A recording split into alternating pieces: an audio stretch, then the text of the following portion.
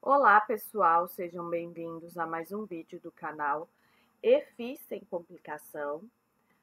Meu nome é Renata e hoje a gente vai falar um pouquinho sobre o metabolismo celular, mais especificamente para a gente entender, né, como que funciona a formação de energia em diferentes tipos de exercício. E se você gostar desse vídeo, deixe seu like, ative o sininho de notificação e, se possível, compartilhe e deixe seus comentários com as dúvidas e sugestões que surgirem. Então, é importante a gente relembrar algumas coisinhas que aprendemos anteriormente. Não, então, como o alimento, né, ele chega na unidade estrutural? Nós temos a célula muscular, nela nós temos o sarcoplasma e o sarcolema, né? Então, a membrana plasmática, e essa membrana ela tem uma permeabilidade seletiva. Então, água, sódio, potássio, eles entram na célula sem mediadores. O carboidrato, a glicose, ela vai entrar na célula muscular com a utilização da insulina e também de captadores intracelulares. Os ácidos graxos livres, né, a albumina, ela carrega ele e ele passa normalmente pela membrana celular porque ela é lipoproteica. E já dentro da célula, a carnitina que coloca a gordura dentro da mitocôndria. Os aminoácidos, eles também precisam de captadores, né, que são transportadores mediados pela insulina para entrarem na célula. Então, é importante a gente lembrar mais para frente desses conceitos. Eu posso formar ATP a partir de diferentes macronutrientes, né? Então, através do glicogênio ou da glicose, também do triglicerídeos e ácidos graxos, né? E das proteínas e aminoácidos, né? Lembrando que quando eu posso fazer esse processo tanto dentro da mitocôndria quanto dentro do sarcoplasma, né? Do citoplasma da célula.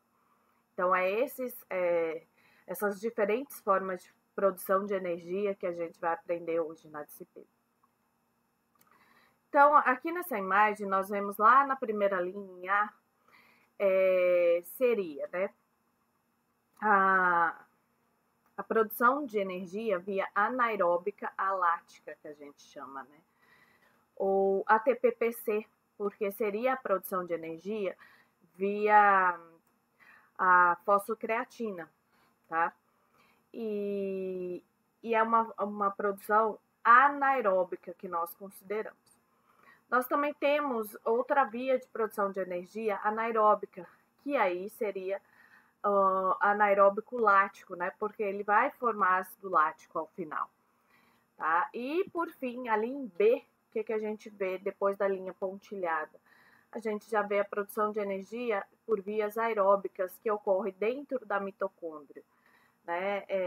E ela pode ser tanto a partir dos carboidratos, como das gorduras e da proteína. O que seria, então, esse fosfato de alta energia, né? O ATP, ele é um transportador de alta energia e é uma fonte imediata de energia para a contração muscular. Então, o nosso músculo ele já tem uma capacidade que dura em torno de 3 segundos. Só que geralmente, os nossos movimentos, eles duram mais do que 3 segundos. E eu preciso utilizar de outra forma para a produção desse ATP. E aí que vem aqueles diferentes formas de produção por vias anaeróbicas ou aeróbicas. Então, o processo de armazenamento de energia pela formação de ATP a partir de outras fontes químicas é chamado de fosforilação. E um grupo fosfato, ele é então adicionado a um composto de energia relativamente baixo, o ADP, que é a adenosina difosfato. E aí, com isso, eu vou converter esse ADP em um ATP, que é a adenosina trifosfato, que é um composto de alta energia. E quando essas reações ocorrem sem o oxigênio, sem a presença de oxigênio, que aí a gente chama de metabolismo anaeróbico. Quando ocorre com oxigênio, é dominado o metabolismo aeróbico e a conversão aeróbica é chamada aí, né, de fosforilação oxidativa. Então, nós temos, né, o ADP quando ele é unido, né, com mais um fosfato inorgânico, e ele se torna um ATP, que gera grande quantidade de energia. A enzima ATPase, ela é a responsável por quebrar o ATP em ADP mais fosfato inorgânico e essa produção alta de energia. Então, as células musculares, elas armazenam uma quantidade limitada de ATP. E o exercício, ele que requer aí um suprimento constante para fornecer energia necessária à contração. Então, é por isso que surgem essas vias metabólicas para a produção desse ATP. Então, as células, elas geram ATP de 3 métodos. Pelo sistema ATP-PC, que é a formação de ATP pela quebra do fosfato de creatina, ou creatina-fosfato. Pelo sistema glicolítico, que seria a formação de ATP por meio da quebra da glicose ou do glicogênio, a glicólise. E pelo sistema oxidativo, que seria a formação oxidativa do ATP. Tanto o sistema ATP-PC quanto o glicolítico são vias anaeróbicas, enquanto o sistema oxidativo seria a via aeróbica de produção de ATP. Então, o primeiro que a gente vai ver é a produção anaeróbica de ATP via sistema ATP-PC.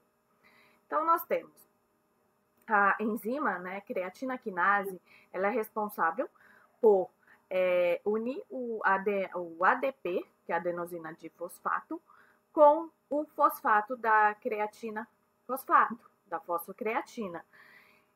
E isso faz com que gere um ATP mais uma creatina lá sozinha. O ATP ele é quebrado em ADP e fosfato no início do exercício e ele é rapidamente ressintetizado. Entretanto, as células musculares, elas armazenam uma quantidade limitada de fosfato de creatina. Então, isso faz com que a quantidade de ATP, ela seja limitada. A combinação do ATP e da fosfocreatina que vai formar esse sistema ATP-PC. Ela vai fornecer energia para a contração muscular no início do exercício e está associada a exercícios de curta duração e alta intensidade, então geralmente exercício de explosão. Então, por exemplo, atletas de corrida de 100 metros, salto em altura, levantamento de peso, esses são atletas que utilizam esse sistema ATP-PC para a produção de energia. Então, aqui nesse gráfico, o que a gente observa, né? Que aqui ele tem o tempo em segundos do exercício, do movimento, e os valores de repouso das concentrações, tanto de ATP em azul, quanto da fosfocreatina em vermelho. Então, o que a gente observa? Que conforme vai aumentando o tempo de exercício, a fosfocreatina, ela chega, né, ela dá uma queda. Então, esse gráfico mostra alterações do ATP e da creatina fosfato durante 14 segundos de um esforço muscular máximo. Embora a ATP ela seja utilizada numa velocidade elevada, a fosfocreatina é utilizada para sintetizar esse ATP, impedindo aí que a sua concentração caia. Porém, chega um momento que tanto o ATP quanto a fosfocreatina estão baixos. E aí eu preciso utilizar de outra via metabólica para continuar produzindo ATP se o movimento durar mais do que isso. Então, essa via do sistema ATP-PC, a gente diz que ela dura até 10 segundos. Então, exercícios de alta velocidade e de explosão, que durem até 10 segundos. Se eu tenho um exercício com mais tempo que isso, eu preciso utilizar outra via metabólica para continuar produzindo ATP. Então, é a fonte mais rápida de energia para ser usada pelo músculo, independe aí do transporte de oxigênio. As reservas de ATP e de fosfocreatina, elas já estão lá no compartimento onde ocorre essa contração, o que facilita mais. E a sequência de reações químicas, a gente viu como é pequenininha, né? Numa linha, a gente viu essa reação química. Então, tudo isso faz com que seja uma fonte rápida de energia. Ele é importante, então, em momentos de grande explosão, que eu preciso de muita energia em um curto tempo. E a restauração da fosfocreatina, ela acontece, né, depois desse processo, na condição de repouso, através da quebra novamente do ATP. Então, eu quebro um ATP para restaurar a fosfocreatina. E essa restauração, ela acontece aí por vias aeróbicas. Mas, se o exercício ele dura mais do que 10 segundos, o que normalmente acontece, eu preciso de outra via para continuar formando ATP. E nós temos o sistema glicolítico. Então, a glicólise ela seria a degradação da glicose ou do glicogênio para formar duas moléculas de ácido pirúvico ou de ácido lático. A via anaeróbica é utilizada para transferir energia de ligações da glicose para unir o fosfato ao ADP. Ela ocorre no sarcoplasma da célula muscular, assim como o sistema ATP-PC, e produz duas moléculas de ATP e duas moléculas de ácido pirúvico ou ácido lático. A primeira fase da glicólise a gente chama de investimento de energia. O ATP armazenado que nós temos, ele é utilizado para formar fosfatos de açúcar. Então, tem a adição de grupos fosfato, a glicose e a frutose 6-fosfato. Então, nesse caso, eu tenho um gasto de 2 ATPs, para que seria o gasto de energia para penetrar aí na barreira celular. Se a glicose, a glicólise começar com o glicogênio, é necessário a adição de 1 ATP. Porque esse glicogênio ele já está no seu formato fosforilato. A segunda fase da glicose, que seria realmente a geração de energia, que produz 4 ATPs. Né? Se eu produzo 4 ATP, mas gastei 2 ATPs, no final eu tenho a produção de somente 2 ATPs. Na glicólise, é comum a gente ver algumas nomenclaturas que começam a aparecer, por exemplo, o NAD e o FAD. Eles são transportadores de hidrogênio e sua energia estão associados para formar ATP na mitocôndria em processos aeróbicos. Como o NAD ele é reformado a partir do NADH, né? Essa é uma pergunta que a gente faz. Se tiver oxigênio suficiente, os hidrogênios eles são lançados para o interior das mitocôndrias. E aí se torna uma produção aeróbica de ATP. Se não houver oxigênio, esses hidrogênios eles vão combinar com o ácido pirúvico e aí tem a formação de ácido lático pela enzima lactato desidrogenase. E aí por isso que a gente chama muitas vezes anaeróbico lático, porque tem a produção desse ácido lático pelo sistema anaeróbico. Então aqui nós vemos a glicólise. Se a gente ver lá no início, né, nós temos a glicose e nós temos o gasto inicial dos 2 ATPs. Depois a gente tem a produção de 2 ATPs e mais 2 ATPs, né? E aí a gente vê lá em roxinho o NADH, que seria esses transportadores de hidrogênio. Como a gente vai trabalhar com o metabolismo anaeróbico, o que acontece? Esse NADH, esse hidrogênio, ele se combina com o ácido pirúvico, formando o ácido lático. Caso eu esteja no metabolismo aeróbico, ele vai, então, entrar na mitocôndria para formar ATP por via aeróbica. Entre as limitações do metabolismo anaeróbico lático, nós temos que ele não produz grandes quantidades de energia. Além disso, ele causa o acúmulo de ácido lático nos músculos e líquidos corporais. E caso esse ácido lático ele não seja eliminado, isso vai inibir a degradação do glicogênio, porque compromete a função da enzima glicolítica e reduz a capacidade de ligação com o cálcio das fibras, o que impede a contração muscular. Então, esse ácido lático ele vai ter que ser eliminado. A produção de ácido lático é um fator positivo para o metabolismo anaeróbico, ele não é um fator negativo, porque ela libera o NADH para NAD e que será requerido novamente para a produção de mais ATP. E a maioria das reações da glicólise, elas são reversíveis, principalmente o ácido lático a ácido pirúvico. Porque na presença de oxigênio adequado, o ácido lático ele poderá retornar para ácido pirúvico, sendo então degradado para dióxido de carbono e água pelo metabolismo aeróbico. O metabolismo anaeróbico lático, gente, ele também é um metabolismo utilizado em exercícios, né, de alta velocidade, de força, então de alta intensidade, porém ele dura aí até no máximo 2 minutos. Então, exercícios com mais do que isso, ele tem que utilizar outras vias também para a formação de ATP. E é nesse sentido que a gente chega na produção aeróbica de ATP. Ela ocorre no interior das mitocôndrias e vai envolver a interação de duas vias metabólicas, que são, primeiro, o ciclo de Krebs e depois a cadeia transportadora de elétrons.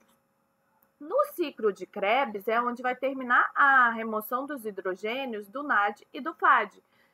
E esses hidrogênios, eles então têm energia potencial dos alimentos para a produção posterior de ATP. O oxigênio, ele não participa nas reações do ciclo de Krebs, mas ele é o aceptor final de hidrogênio lá no final da cadeia transportadora de elétrons, fazendo com que tenha a produção de água.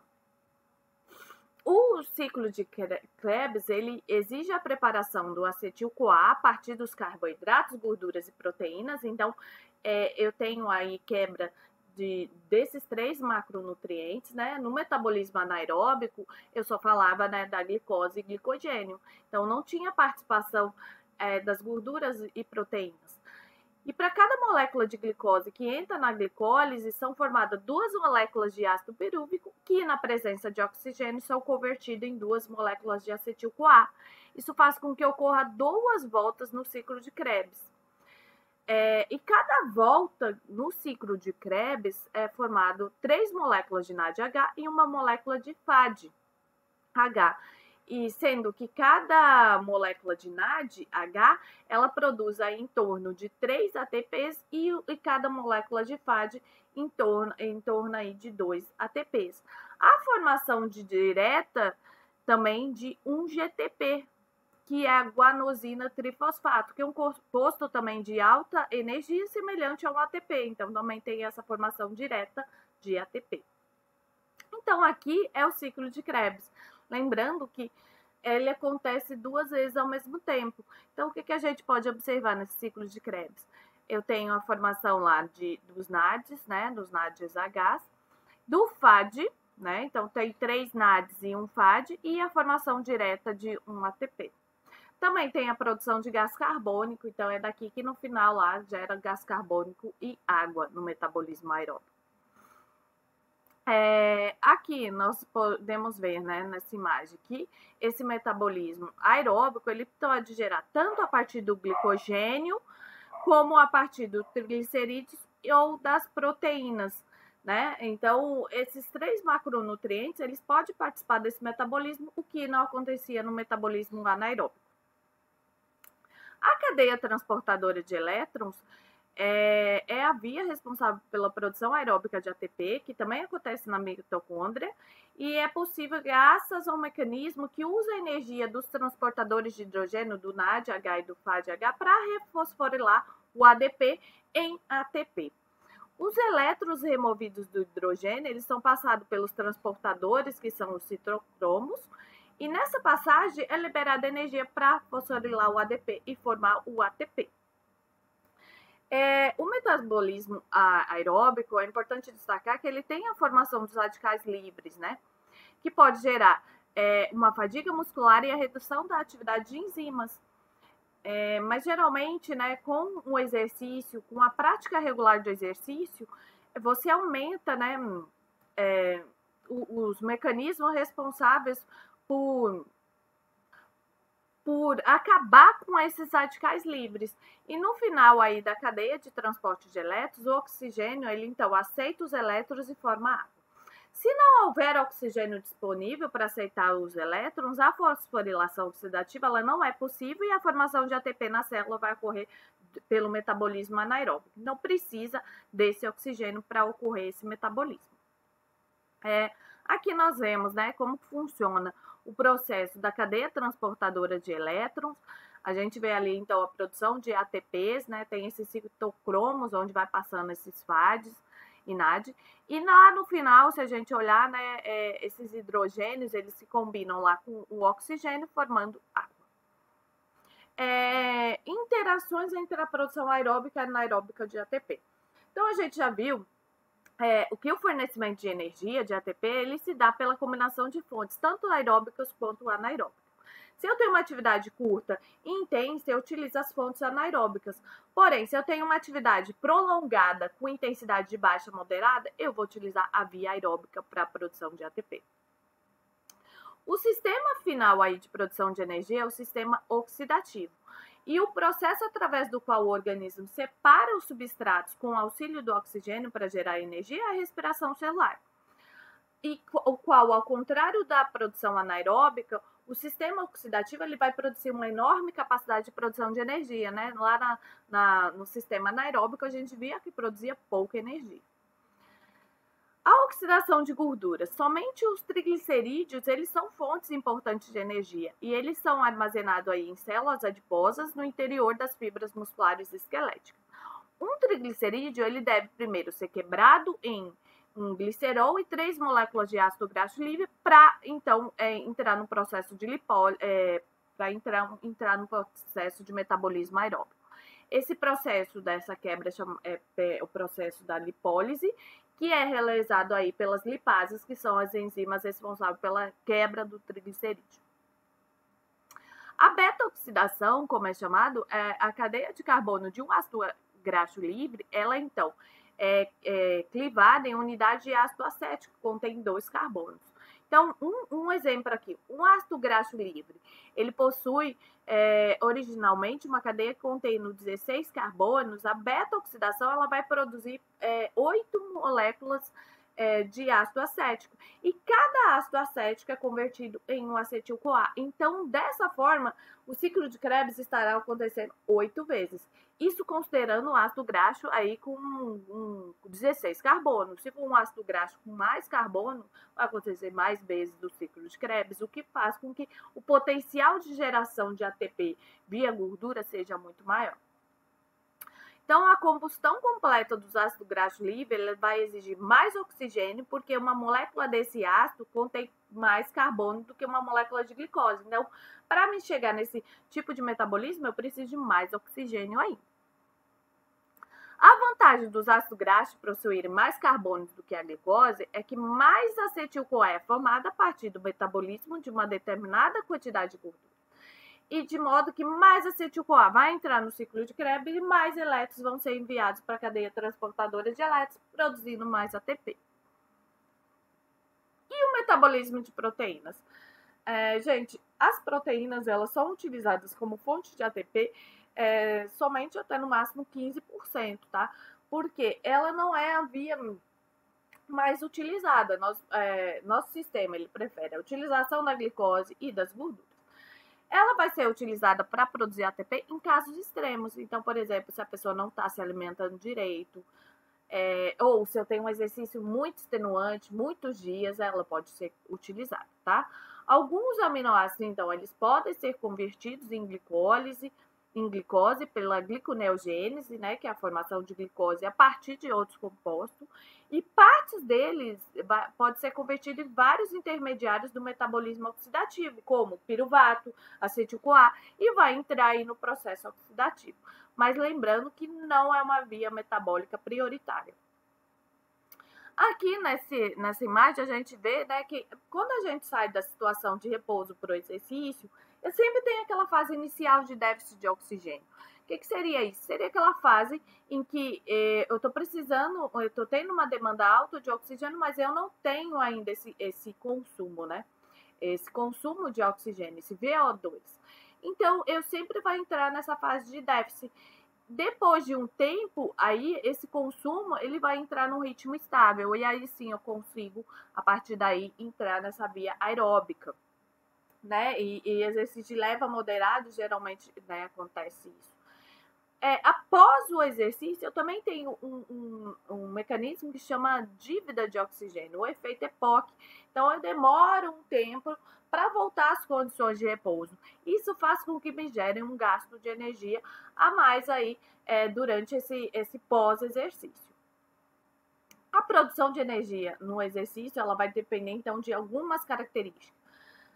Resposta metabólica ao esforço máximo e intenso, então a gente entendeu aqui que principalmente vias anaeróbicas fazem isso.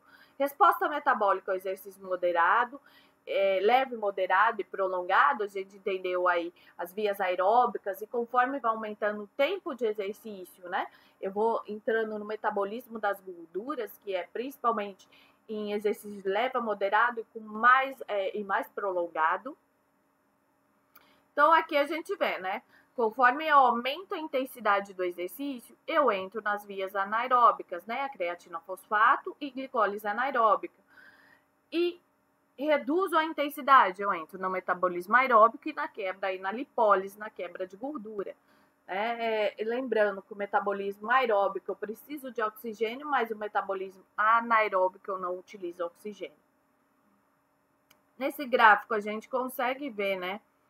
Conforme eu aumento a intensidade do exercício, VO2 máximo, essa intensidade, eu vou vendo um aumento da quebra de carboidratos para a produção de energia e uma diminuição da utilização da gordura como fonte de energia. Isso pensando na intensidade do exercício. Mas se eu estou pensando na duração do exercício, eu tenho, conforme eu aumento a duração em minutos do exercício, eu vou aumentando a quebra da gordura e diminuindo a quebra de carboidrato como fonte de energia.